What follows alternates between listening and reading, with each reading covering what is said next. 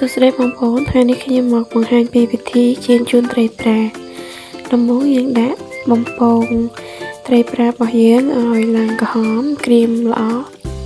សម្រាប់ត្រីបងប្អូនអាចជ្រើសរើសតាមចំណង់ចំណូលចិត្តបានបងប្អូនចង់ដាក់ត្រីប្រភេទណាក៏បានដែរក្រោយពីត្រីយើងក្រៀមល្អយើងក៏ដួសវាទុកមួយឡែកសិនបន្ទាប់មកយើងធ្វើការបំពង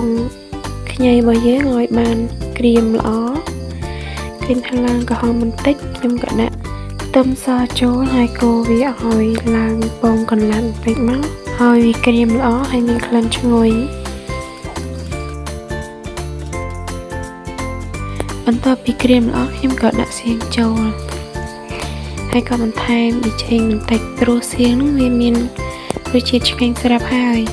ផ្អែមល្មមប្រៃល្មមអញ្ចឹងខ្ញុំដាក់តែប៊ីចេងបន្តិចទេហើយក៏យើងដាក់ត្រីយើងចូលទុកវាពុះមិនទុះហើយក៏ដាក់ស្លឹកខ្ទឹមចូលហើយជាការស្រេចសម្រាប់ថ្ងៃនេះមានតែប៉ុណ្្នឹងឯង